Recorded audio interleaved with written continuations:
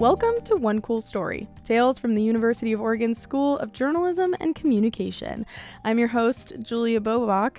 In this episode, Assistant Professor and Director of the Oregon Reality Lab, Danny Pimentel, joined me for a chat from the SOJC's new Portland campus. Pimentel told me about his first experience with virtual reality as an 8-year-old at Disney World and how he found his way back to extended reality after years in graphic design and higher education.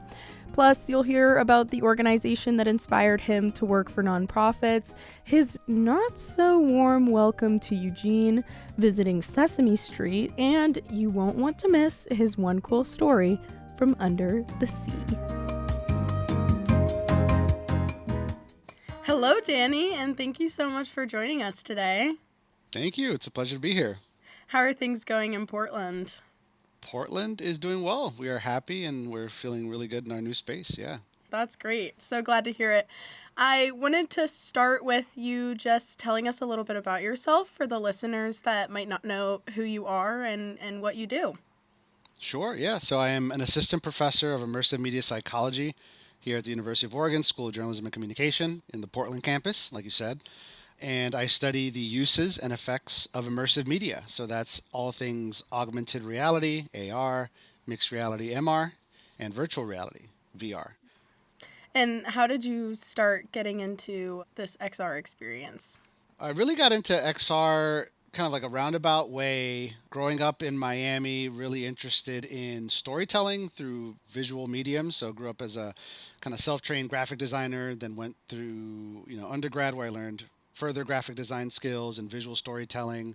But also while I was growing down in Miami, I had the opportunity to live very close to Disney World, right? So West Coast has Disneyland, we have Disney World.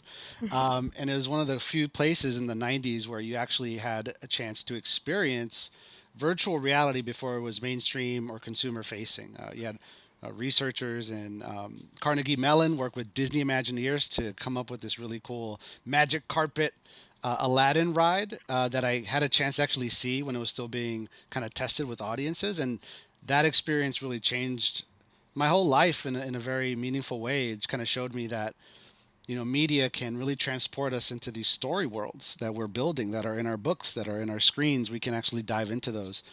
So storytelling was always part of my life growing up. And then, when I went to undergrad, that translated into visual storytelling, branding, making ads, graphics. And then pretty much once I graduated, started working in higher education and had an opportunity to explore even further what it means to use these digital media platforms strategically to tell stories that actually change how people think and feel. That was my upbringing, and that's kind of how I flirted initially with XR, but it wasn't until my PhD that I got my first encounter with it as a tool that was actually accessible that I could actually build for. Yeah.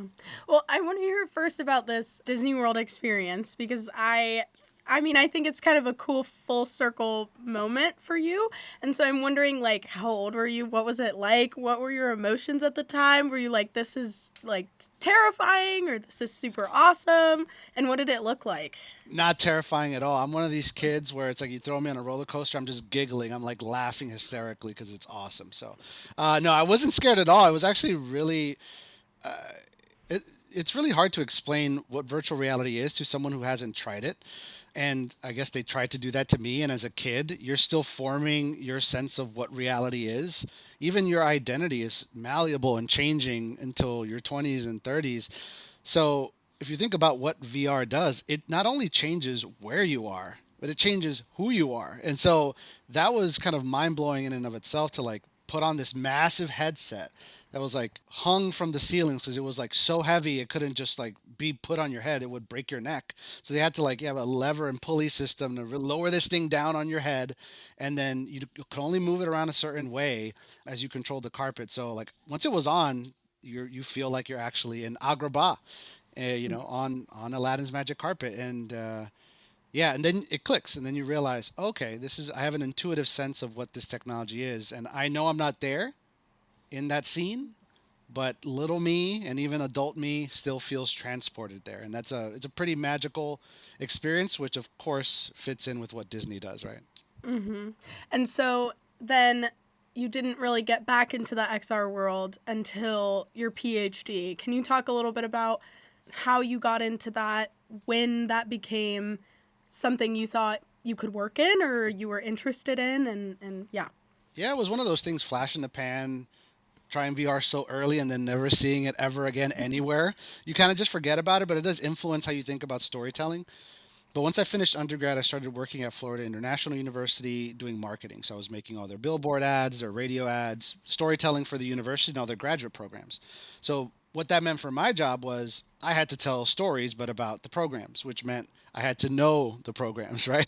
I had to talk to the anthropologist, I had to talk to the chemist, the physicist, and really just hear about, well, what does research mean to you so that I can communicate that story to other potential students. And in doing that and telling those stories, it really emphasized to me the commonalities across all graduate programs. Regardless of what PhD you're pursuing, it generally is the same thing. It's a person with a very deep interest in asking very specific questions about a very specific topic. It's curiosity. You get paid to be curious and have methods to answer those questions. So I was like fascinated by that. And working at a university, you get a free, graduate program. So I did my master's in strategic communications while working at the university, and did it mostly around, nonprofit storytelling through new media, digital media, and decided to get a PhD after I took a research class. So again, really diving into the research of your stories, the way we're measuring it can be very limited, right? We ultimately want to know if the stories we're telling are doing the things we want them to do. And research methods gave me an opportunity to understand, there's like formal, really thoughtful ways to quantify what your story is doing to people emotionally, psychologically, behaviorally. And there was a whole field I discovered called media effects, right? Media psychology. So I decided to pursue a PhD kind of in that field.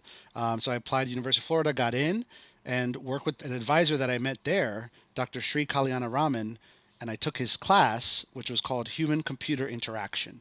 And this class was dedicated entirely to understanding how humans engage with technology and how those engagements and interactions shape every aspect of our living experience.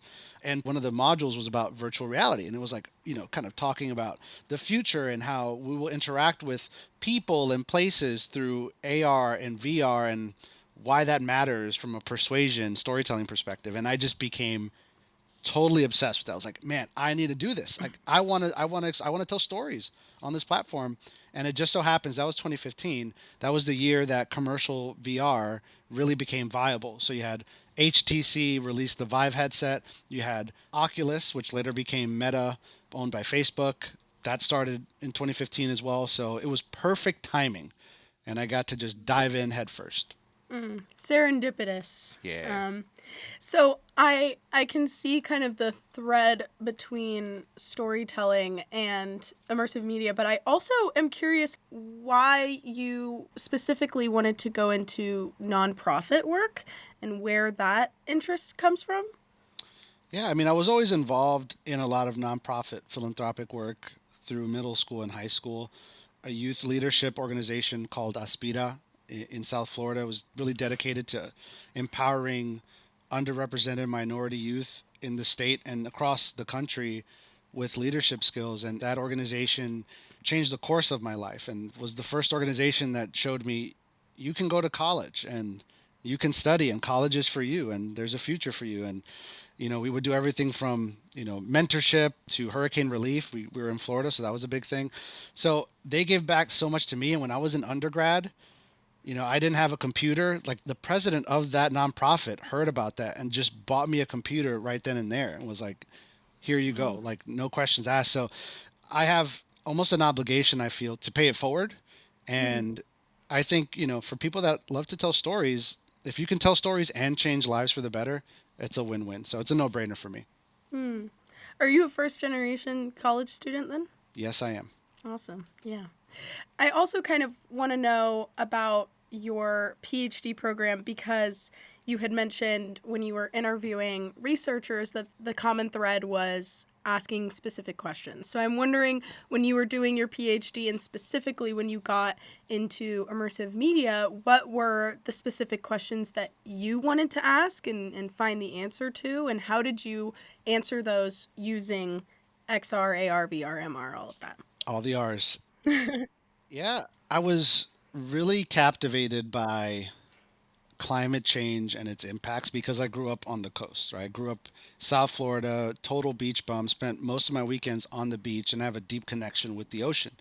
And so when I started exploring virtual reality, it became very evident to me that this technology and early research on it were kind of saying the same thing, that in transporting people to places, you reduce the psychological distance between where you think you are and where the issue at hand is. And that psychological distance dictates so many things, right? How far we think something is physically, in terms of time, in terms of the communities it affects, those gaps can relate causally to what we do and how much we care about an issue. And so for me, I'm on the coast. I care about these things, but I understand why people in middle America might not have the sense of urgency that I have because there's a distance there. So that was really top of mind for me, where I could explore how VR and even AR to a lesser extent can bring what's far away closer to people and get them to change the perceived threat or severity of these issues. So that was really the impetus for why I wanted to explore immersive media, because I wanted to see, is this actually changing how people think about these issues that are affecting all of us, but people assume only affect a select few far away from them.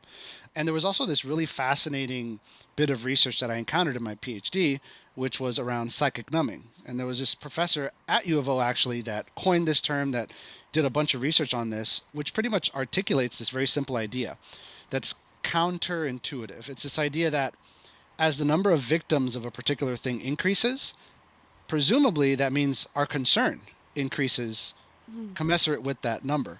But what usually happens is after a certain amount of victims, it kind of plateaus, right? Like, and in some respects, it even dips. And so I was also interested in, like, well, can VR reverse that?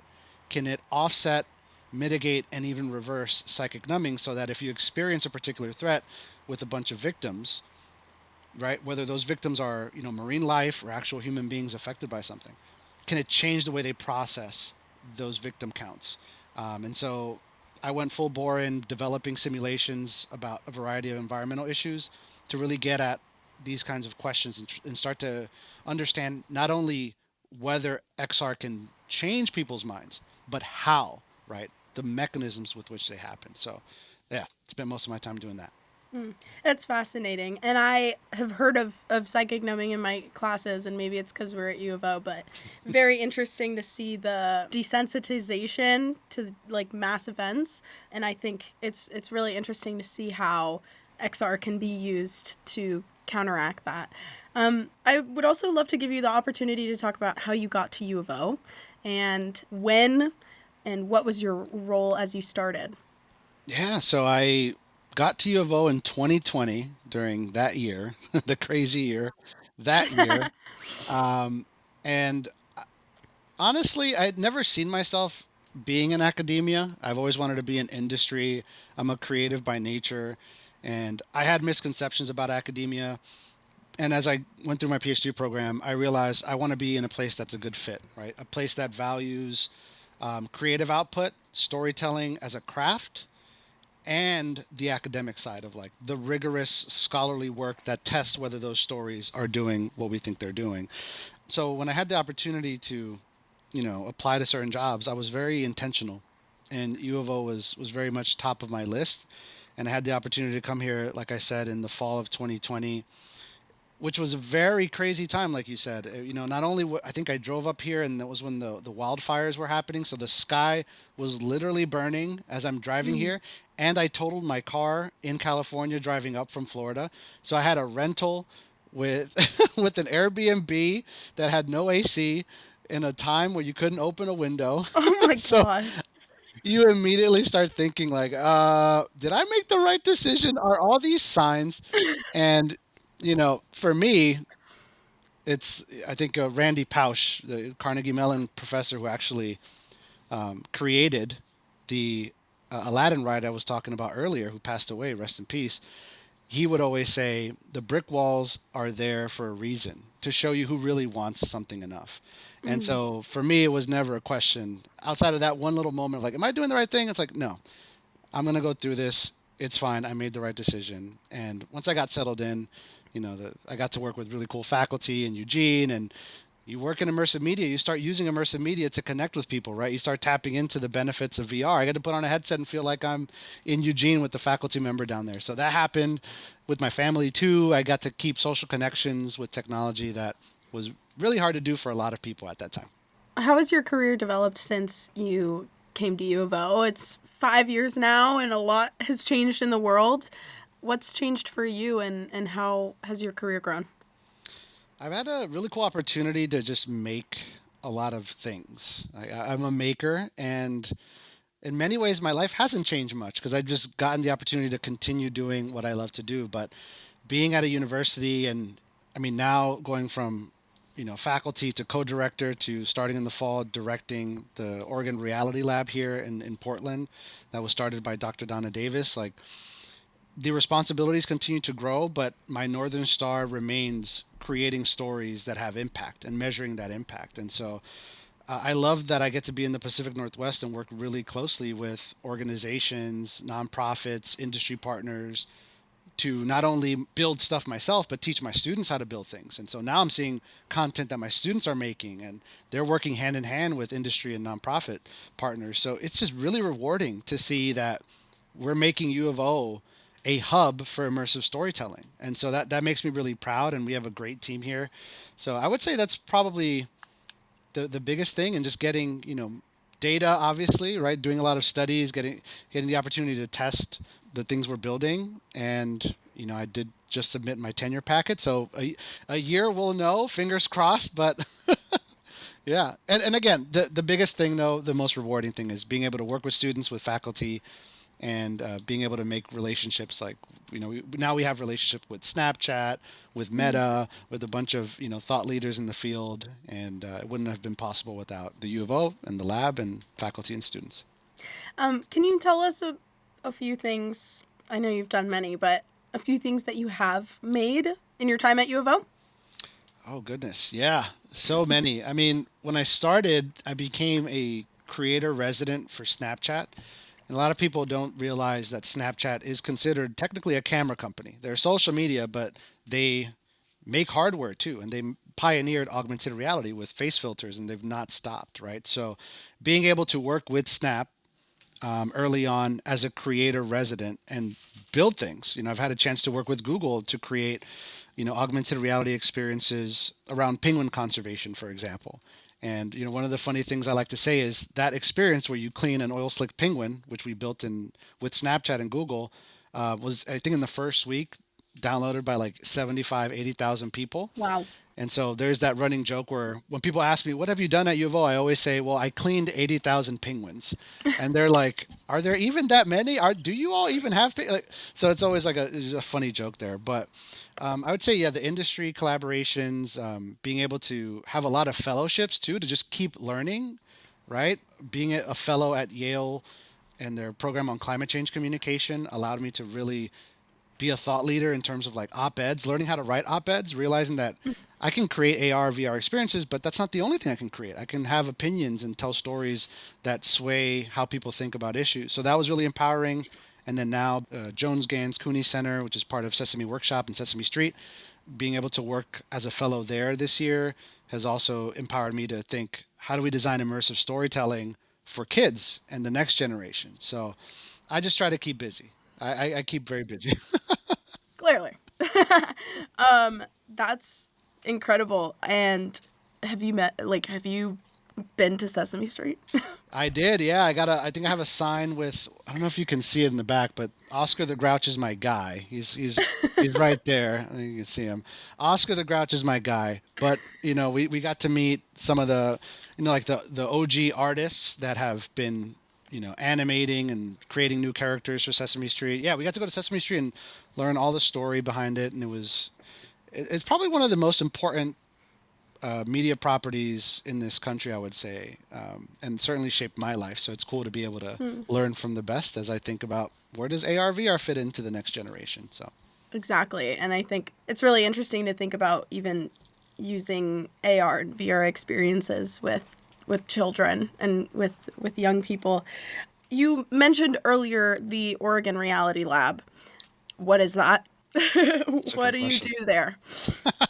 Yeah, so the Oregon Reality Lab it honestly is just a creator space. It's an interdisciplinary space where we develop, design, and test the uses and effects of immersive media, right? So we have classes here, so classes that teach people how to develop AR, VR experiences, right? We have I mean, I'm looking over it now. I just got a new office, so we're overlooking the lab. We have 16 high-powered PCs that can be used to build VR, AR experiences. So we have workshops for the community, for students, but we're also a research space. So we build, and then we have what's called the immersion room. It's a dedicated, sterile, almost like controlled lab experiment room where we can test the effects of VR, AR simulations on participants, for example. So it's also what's that saying?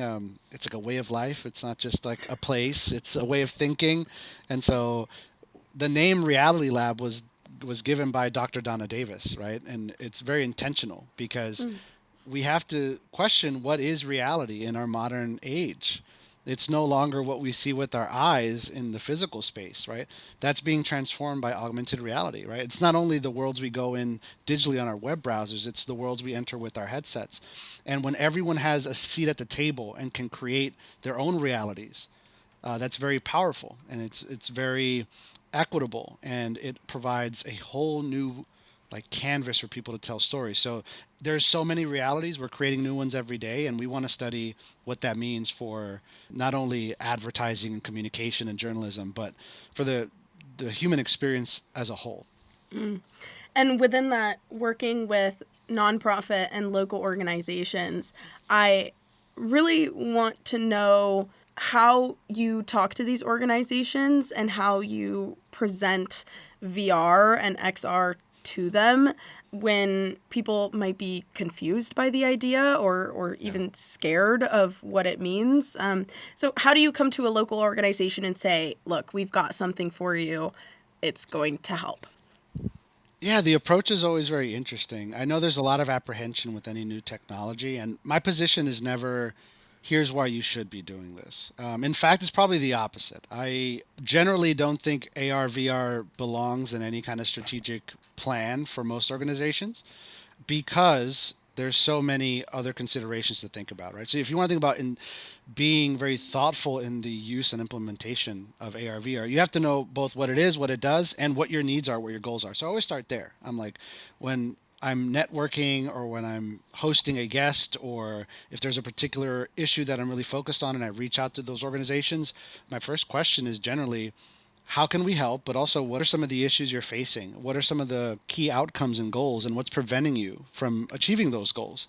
And then once they answer that, I get a good idea of whether AR and VR can even add value to their mission, right? Hmm. If it's even feasible. Because I always approach it like, we don't need money, we want to help. We will build something for you.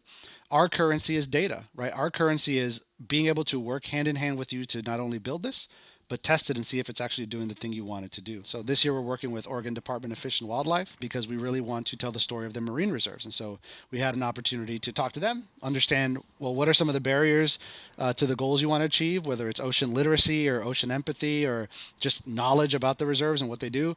And then being able to tie that empirically to AR and VR's use in the research, whether that actually feeds into what they're wanting to do. So you've been involved in immersive media for quite a while, and I'm wondering how you've seen it change over the past decade and where you see it going in the future. Oh man, it's gotten a lot smaller, less heavier. Obviously, like the hardware side, things get cheaper generally. So it's been good to see what used to cost several thousand or so is now, several hundred. So it's become more affordable, more accessible. And I think with platforms like Roblox and Minecraft and Horizon Worlds, these are all virtual worlds that younger generations have grown up with now and have had an opportunity to learn the basics of like world building and game engines. And so the literacy around the software to develop AR VR, it's there, right? We have a generation of natives that are going to understand what it means to build a virtual world, and that's half the battle. So, and with AI, like that's the also a big thing. It's the advent of AI, generative AI tools that assist you with the coding piece of just like being able to bring your idea to life. Yeah, those would be some of the things, right? And there's just more actors in, like, Apple's talking about, now it's all about wearables too, right? So before it wasn't really about wearables because it's really hard to fit all that computing power into a sort of small form factor like a Ray-Bans. But that's changing now. Meta's Ray-Bans sold crazy numbers last year. They have an update set for the end of this year. We work with Snap on their experimental wearables. Apple talked about releasing some wearable stuff in the future. So things are heating up. The wearables race is on. And I think we're ahead of the curve in the lab. And I also want to talk about how the immersive media communication program is preparing that younger generation that you said has a little bit more experience with this technology and the world building and the AI. How is the program preparing students for the future of immersive media and possible careers in immersive media? It's the first of its kind, first of all, right? Dr. Donna Davis created this program kind of with that idea in mind of when you look at the media landscape, the one that we have now and the one we're inheriting in a couple years with wearables, there's just a gap. You either have people that are really in the weeds on the development side, your programmers, your computer science people, and then you have, your strategists, right? Your people that understand the market, understand consumers, understand how to run a full campaign, but don't understand what it takes to integrate AR or VR into a campaign because they don't even know how to make it. And so how do we find that middle ground, right? These unicorns, these people that can enter an organization, understand what it takes to build something, understand the limitations and the practical applications of this technology, but also understand the uses and effects and the meaningful integration into a campaign, right? Those people just don't exist right now. And so this program is trying to create that by, giving them a baseline understanding of, okay, what does it take to make an AR VR experience, right? From budget to resources to timeline to team composition, all those things, to exploring the psychological effects of immersive media, understanding why XR does what it does. Those are foundational things you need to understand if you're going to meaningfully integrate it into a campaign. So I would say that's probably the big thing, is like creating those unicorns, teaching people how to leverage AR, VR for meaningful storytelling, right? In ways that, again, is not just novelty. We're not just trying to hype it up. Use it sparingly, use it effectively and intently. And then the program's also preparing the students with mentorship and access to industry leaders. Donna created the Immersive Communications Advisory Network, which she calls ICANN. And it's a group of folks from industry, the nonprofit world, independent creators, people that know immersive media, that are big names in the industry. We meet twice a year, and they open themselves up to students so they can learn from industry leaders. And so the networking, the coursework, the research, it's all there for students to soak up in a year and a half, 2 years. And we think they're better off for it, or at least we hope. Well, we always end our episodes, Danny, asking our guests to share one cool story with us. And I am very excited to hear yours because I can imagine it's very interesting. So back to you. Yeah, big story. The one that I could think of, especially one that's tied to my time at U of O, and it's probably one of the best experiences I've had in my adult life. Very transformative. And it only happened because the Center for Science Communication Research held an online conference when I first got here. And I spoke about my work, and then the next person that spoke was a professor in marine biology at the U of O down in Eugene, not too far from you, Dr. Kelly Sutherland. And she shared her work, which was fascinating. It was all about jellyfish and how they move. And I mean, I don't know anything about this stuff, but it was fascinating. And we spoke after. I was like, I want to work with you. We need to do something, right? We both had a passion for getting more people interested in STEM and marine science. And so I was like, I want to build a VR game where people do what you do. They become Dr. Sutherland. They go on these trips. And then as we were talking, she was like, well, you got to come with us. You can't tell this story without going through it yourself. And I had never been on a boat. Like I'm used to the beach. I'm on the beach in the Atlantic where it's warm and you can swim with just your shorts and you have a good time, right? With a little coconut water, you're hanging out. And so she invited me for 2 weeks on a research expedition with a bunch of other marine scientists. And we spent 2 weeks in the middle of the Pacific Ocean studying food webs and plankton. And I got to like live amongst the marine scientists and do what they did day in and day out. I got seasick, which was not fun, but I have iron stomach, so I was okay. But the coolest part was that on that ship, Kelly had an artist in residency program. So she invited artists to spend 2 weeks on the ship, and they would interpret the science through whatever modality their art is, visual, music. On that boat was an artist called Sirentip. She is from New York, and she makes music about climate change. And so I got to work with Sirentip to make AR music videos and experiences about the science happening on that ship. Wow. And we're like best buds to this day. We've collaborated on a bunch of stuff. You should check out her music. It's amazing. Shameless plug. Her album Carbon, amazing. We've done some AR stuff there. But yeah, 2 weeks aboard a ship in the Pacific, making AR filters and music was life-changing. So I just wanted to thank Dr. Sutherland for making that happen. That is ridiculous. That is so cool. I know someone who's actually working on their thesis about those jelly things with Dr. Sutherland, and they are cool. They are cool. They are really cool. That is really awesome and a really cool way to talk about how AR and VR can be used in so many different regards. But that is an awesome story. Thank you so much for sharing that with us. And thank you so much for joining us on the podcast today. It's been really awesome chatting with you, as always, about everything you do and your work and you as a person and professor. So thank you so much. I appreciate you. Thank you for having me, and go Ducks. Aside from the seasickness, that seems like one amazing experience. Gotta take the good with the bad.